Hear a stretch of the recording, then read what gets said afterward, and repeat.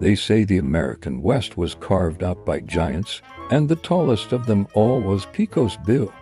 His story doesn't start in a cradle, but in the dust of the Pecos River, where as a babe he bounced right out of his family's wagon and was lost to the wild.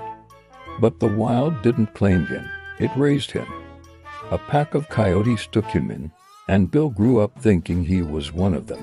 He learned their language, howled at the moon, and ran with a speed that blurred the landscape. He was more coyote than man, wild and fearless. It wasn't until a lonesome cowboy stumbled upon him, wrestling a full-grown grizzly just for fun, that Bill learned the truth. The cowboy looked him over and said, "Son, you ain't a coyote. Where's your tail?" Bill, for the first time, realized he was different. He was human.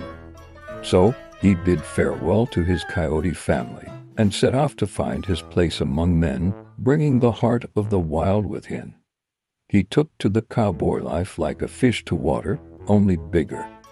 He invented the lasso, some say from a live rattlesnake, and the branding iron, which he'd heat with a lightning bolt.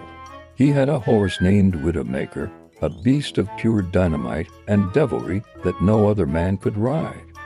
But Bill tamed him, and together they owned the West.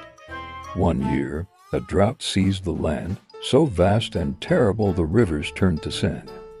The sun baked the earth until it cracked, and folks said the sky had forgotten how to rain. Bill saw the suffering and knew he had to act. He looked up and saw a cyclone, a monstrous, spinning demon of wind and fury tearing across the plains, while others ran for cover. Bill just grinned. He spurred Widowmaker, leaped into the sky, and landed squarely on the tornado's back. He rode that cyclone like a bucking bronco, wrestling it across Texas, New Mexico, and Arizona. He squeezed it with all his might, and out came the rain, drenching the parched land and saving it from the terrible drought. When the storm was spent, he dragged his heel across the desert on his way home, and the trench he left behind became the Rio Grande. It was on the back of a giant catfish that he met his match, Slewfoot Sue. She was the most spirited woman he'd ever seen, riding the fish down the river as if it were a pony. Bill was instantly smitten. He courted her by shooting out all the stars in the sky, leaving only the one that shines over Texas, the Lone Star.